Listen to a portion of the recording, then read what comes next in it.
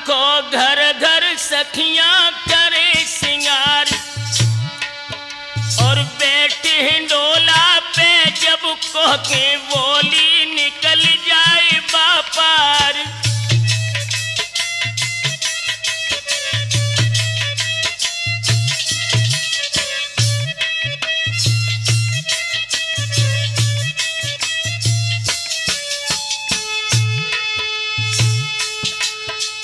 सुलखे सोचे मन अपने में रहिए छाए जिगर में डाह,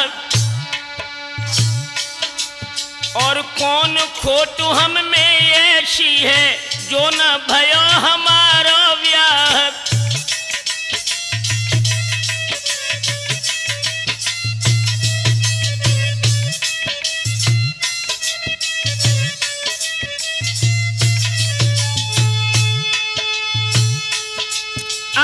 चर्चा हमने ऐसी पाई जो कोई शिव को ले मनाए,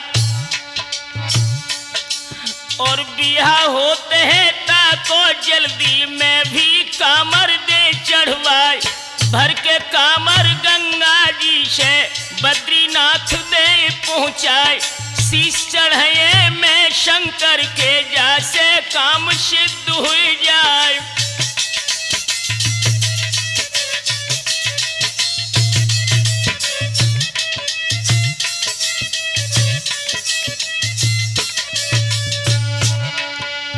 दोस्तों, मलखान के छोटे भाई सुल्तान सोच रहे हैं सावन का पावन मास है और मैं यदि भगवान शिव को जल अर्पित करूं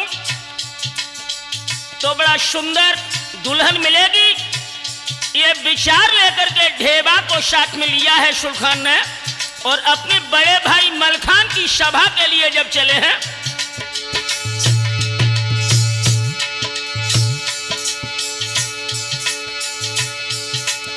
सुल के ढेबा दोनों चल दे निज निज घोड़न पर यशुबार,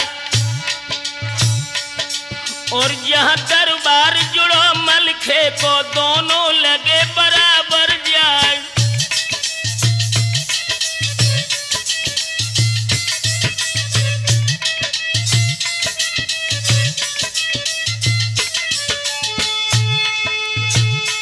अरे ढेबा बोले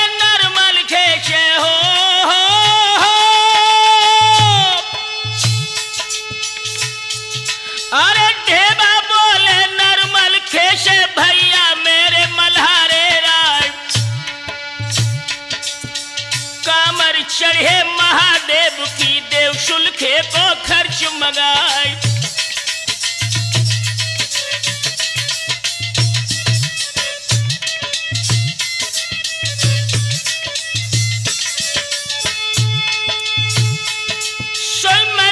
सुलखे को समझावे भैया सुन ले कान लगाए, और काऊ राजा से रास्ता में तुम नाहक दी हो रार बढ़ाए। हाथ जोड़ के सुलखे बोले मेरी तकसीर माफ हो जाए।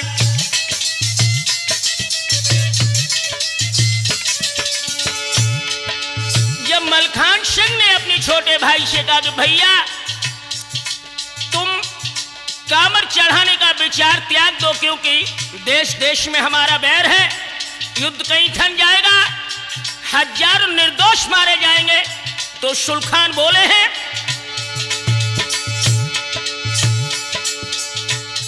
अरे हम लड़की नो अपने मन में ताको भैया देव निभाई, और हरिद्वार से हम जल भरे बद्रीनाथ चढ़ाई जाई।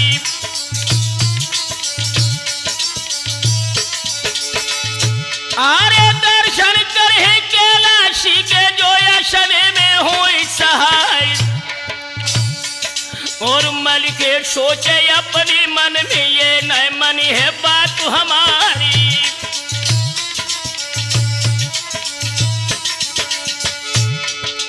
जब मलखान समझ गए कि सुल्तान अपनी जिद पर अडिग है तो अपनी छोटे भाई को लेकर के मलखान सिंह अपनी माता कनका के महल में पहुंचे हैं। दोस्तों ध्यान देना, अरे मलघे बोले तब कनका से मैया सुन ले कान लगाए कई और शुल के त्यार भय तीरथ को मानत नहीं बात हमारी।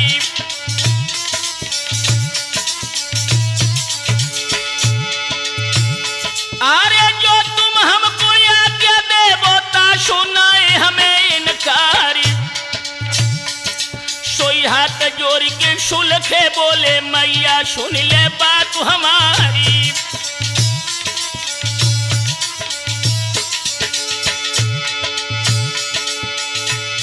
अरे जल्दी आज्ञा हमको दे दे गुजरे घड़ी घड़ी पे बारी। अरे बात सुन के जब बेटा की तब मैया ने कही उचारी।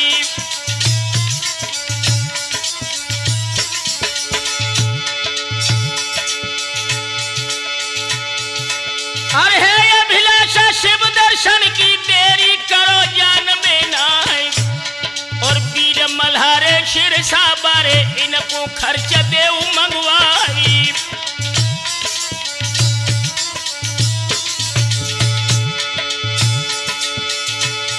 अरे चरण लाग के रानी कनका के ढेबा सुलखे चले सिहाई और बारे खिचर मोहरे लीनी सोयश बार ले बुलवाई।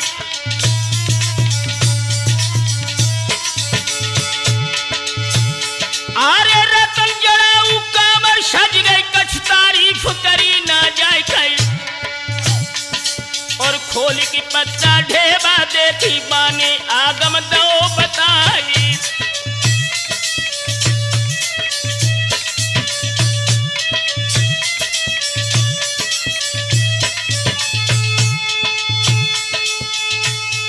दोस्तों जिस समय ढेबा और शुल्खान हरिद्वार के लिए जल भरने के गंगा का चले ही कामर लेकर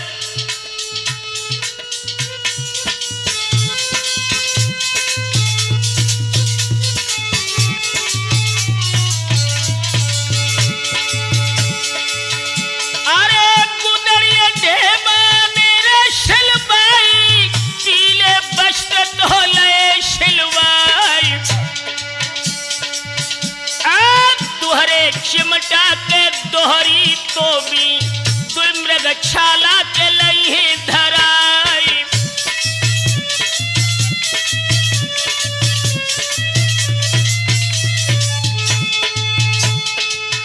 अरे कूच कराई दो है शिरसा से चल दे हरिद्वार हर साई। थोड़े दिन के ये तो अर्शा में पहुंचे हरिद्वार में जाई।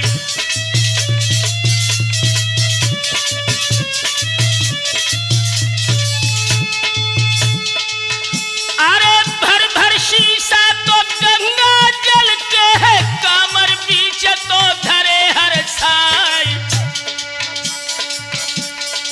पूछ कराए दो के हरिद्वार से शिव शंकर के चरण मनाई।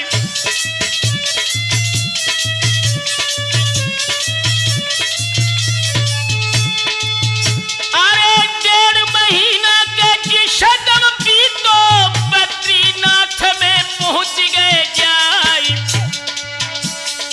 मोह को अच्छो के जहां पर देखो के ढेबा डेरा तो दही डराई।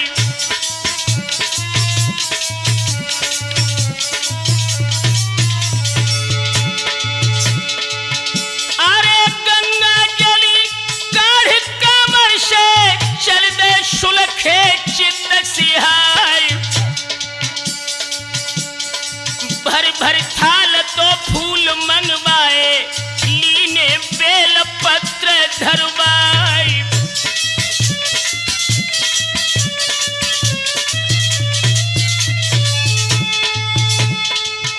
अरे गंगा जल से शिव शंकर को सुलखे वीर तो दौहनवाई।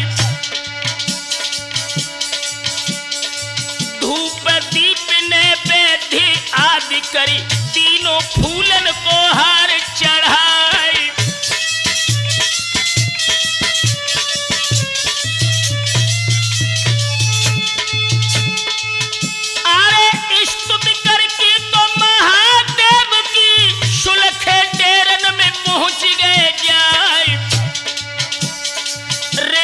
शेरों के तह पे तीनों के भोरे पूछा है दो करवाई।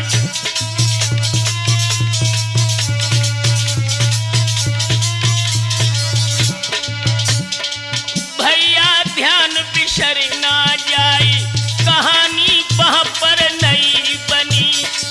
यारो ध्यान बिसर ना जाए कहानी वहां पर नई बनी।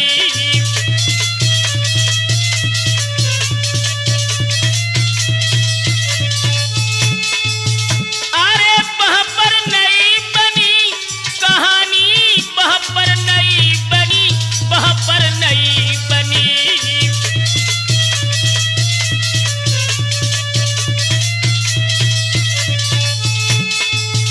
अरे वहां पर नई बनी कहानी वहां पर नई बनी। श्रोता ध्यान बिसर ना जाए कहानी वहां पर नई बनी।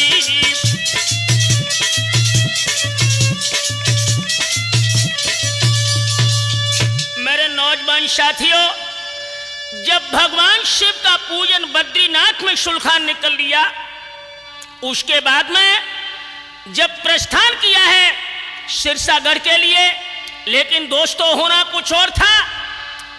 सिरसा की राह भूल करके ढेबा और शुल्खान भटक गए और जब कुमायूंगढ़ में पहुंचे हैं, जब पता लगा कि ये राह सिरसा की नहीं है तो कुमायूं आ गया, तो दोस्तों रात भर वहीं विश्राम शुल्खान और ढेबा ने किया। और रात के स्वप्न में शुल्खान सिंह को, जो कुमायूंगढ़ के सम्राट की लड़की कमला थी और इनके कमला के पिता का नाम रतन सिंह था, जब स्वप्न में कमला और शुल्खान की मुलाकात हुई दोस्तों, प्रातः ही ब्रह्म मुहूर्त में वो स्वप्न में शुल्खान सिंह देख रहे हैं। अरे सपनों देखो नर सुलखे ने, अरे बोरे उठे थे भरारा खाए जाए के पहुंचे थे ढिंग ढेबा के। और सारो बदन रहो तो कुम्हिलियाई।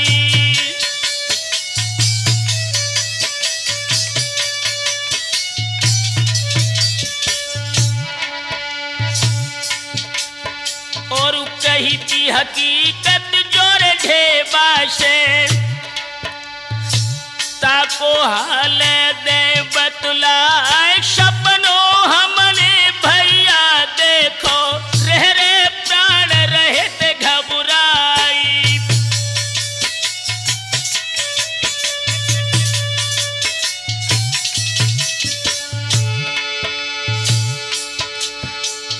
एक बाग सपने में पहुंचे कुछ तारीफ करी ना जाए।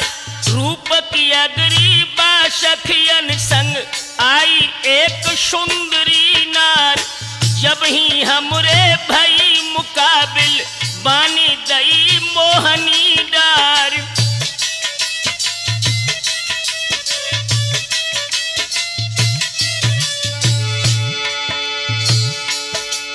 अरे फूलन हार हमें पहनायो हंस हंस बानी कियो प्यार। और ब्याहन होवे जो बाके संग जवानी करे ददा हम ख्वार।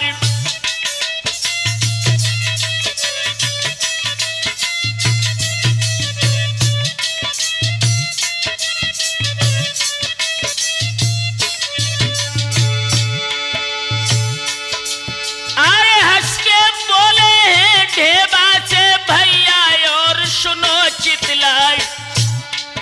वो कमला बेटी रतन सिंह की ये भी हमको गई बताए। नाम सुनत खन रतन सिंह को ढेबा गयो सना को खाए।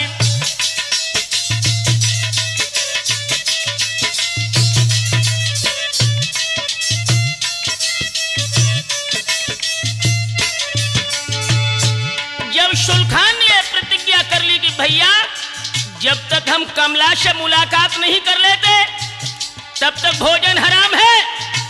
तो ढेवा समझ गया कि अब तो बुरी अटक गई। दोस्तों हुआ क्या,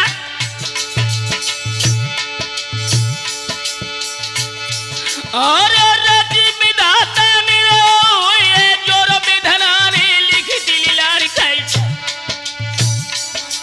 और दोनों वीरन पीले कपड़ा लीने अपने बदन तो धारी।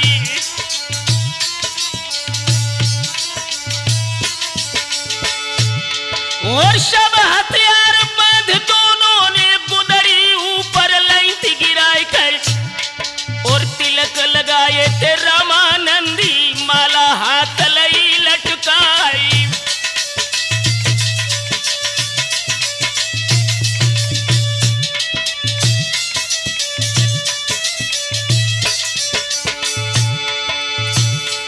अरे डमरू हाथ लो तो ढेबा ने सुलखे लई बसुरिया जाई, और डगरत दोनों जोगी चल दे शहर कामरू पहुंचे जाई।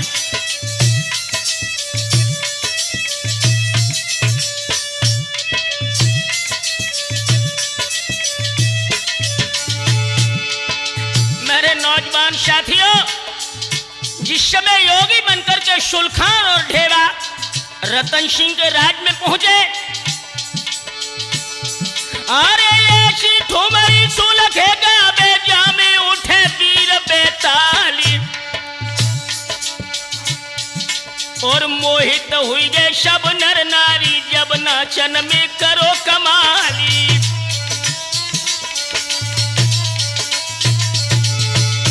और कुंवारी बोले परमेश्वर से ये पति हमें मिलाई हो यार, और लाज बाप की बेटी छोड़ी बहुएं घूंघट गई भुलाई।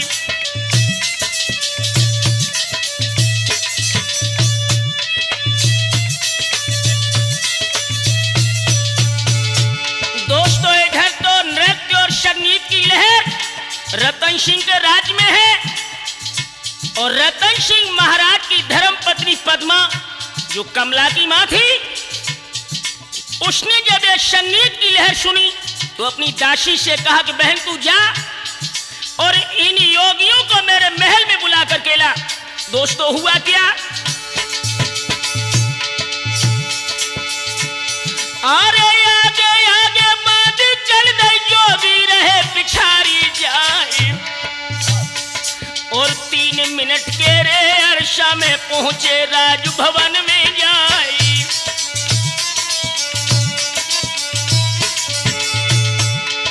पद्मा रानी ने महलन बिछ चादर तुरंत दई बिछवाई खाई, और रूप देख के इन जोगिन को रानी मोहि मोहि रह जाई।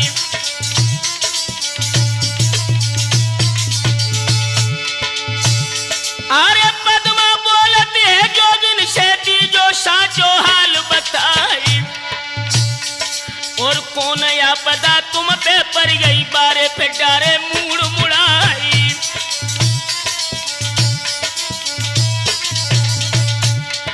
दोस्तों जब पद्मा पूछने लगी कि महाराज ऐसी मुसीबत क्या है, तो ढेबा बात बना करके बोले,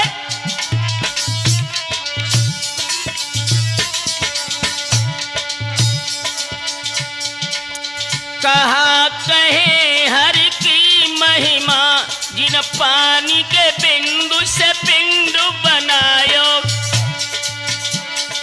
गाय थके गुड़ वेद सभी पर भेद समझ तो बताए न पायो।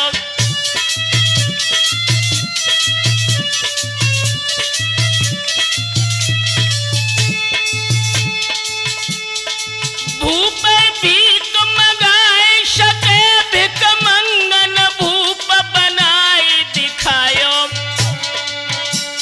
सुरजन कहे तो भर में जग जन सीक की ओट पहाड़ छिपायो।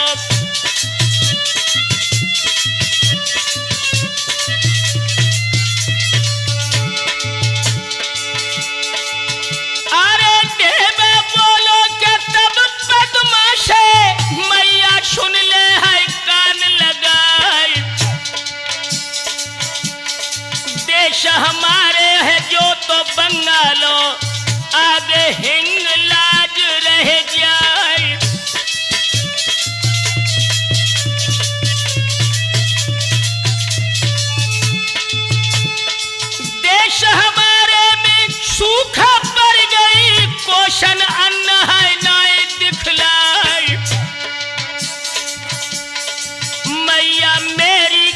जनमत मर गई तो 12 पे मर गए पिता हमारे।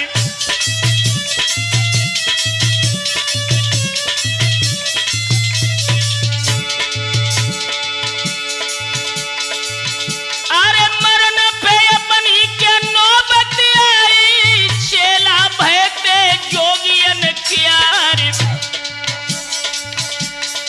धन धन कहियो तो बैरागिन को, जिनने लीनो के हमें जियाई।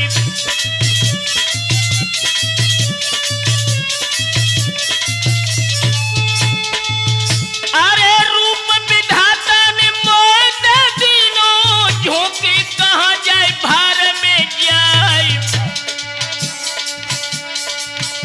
अरे रानी बोली के तब जोगिन से, अब तुम नाच मोए देवो दिखाई।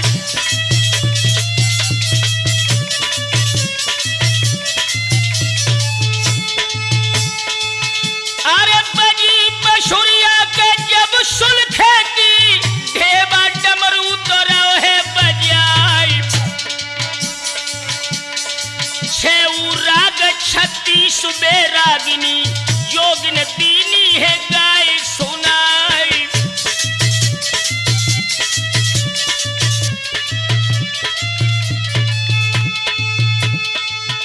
अरे जादू ऐशो के सुलखे फेंको, सवरन बास तो मोह गो जाई। बोले पद्मा के बैरागिन से, अब तुम भोजन करो या घाई।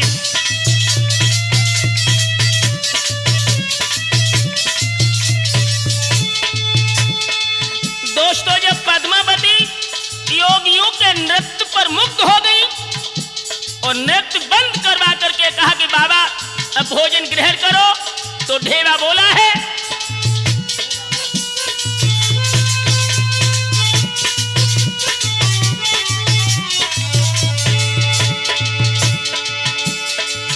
अरे ढेवा बोलो के तब पद्मा से, हमको भिक्षा तुम देवो मगाई। जे में भोजन के जो तो ड्यूढ़ी में, मेरो जो गए भंग हुई जाए।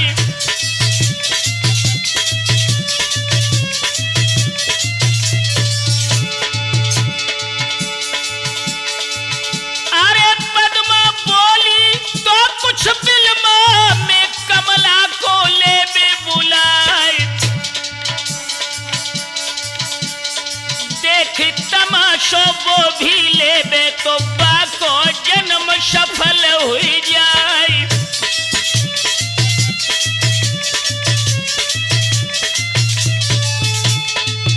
दोस्तों जो रोगी दवा चाहता था, वही डॉक्टर ने जब दवा देने के लिए कहा, सुलखान मन ही मन में मुस्कुराने लगे। दोस्तों उधर बांदी कमलावती को राजमहल सतखंडा से उतार करके जब नीचे लाई है,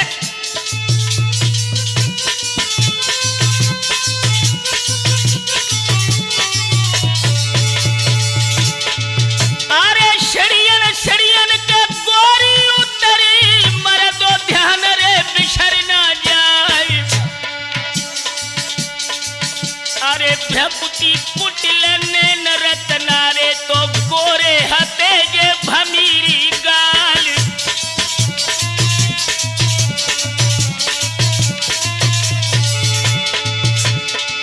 अरे हाथ दाहिने में पीड़ा ले, शोषुल खेपू दोहे गहाई।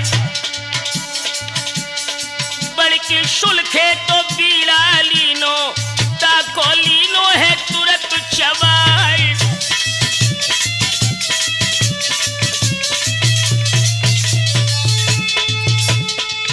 अरे नैना मिल गए कि जब कमला से, सुलखे गिरे ते भरारा खाई। कमला देखो जब सुलखे को, तो बेऊ गिरी थी धरन गश खाई।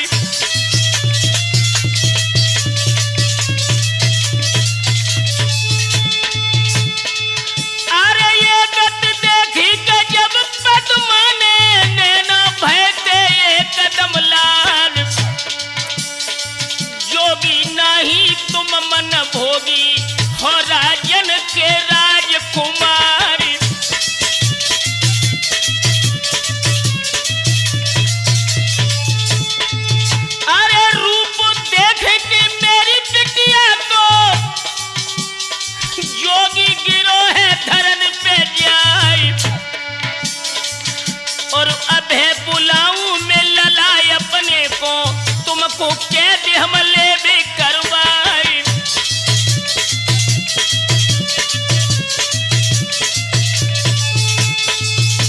दोस्तों, जब सुलखान और कमला एक दूसरे पर आशिक होकर धरती पर गिर गए, क्योंकि प्रेम रोग का विरह बहुत विलक्षण है। अरे बात बनाई के तब ढेबा ने, कुशालिनी है तुरंत बढ़ाई।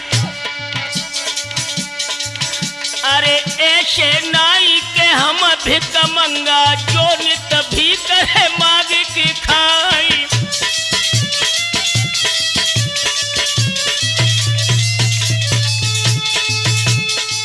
अरे छोटो जोगी रे जो तो मर गए है, महलन आगी में दीहे लगाई।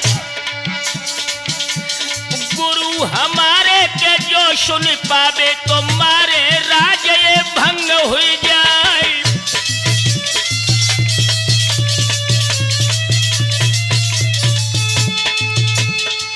अरे भोंगो जोगी तोरे दिन भर को, देखो ओठ जग रहे पपराई। दीरा तीनों है तेरी बेटी ने, कड़ी तमाकू दई है गिराई।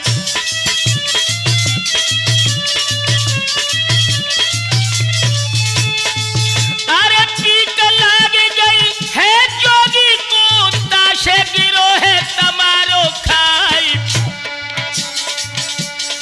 हमको जो तुम अजमावो, तो के शबरी फौज है ले बुलवाई।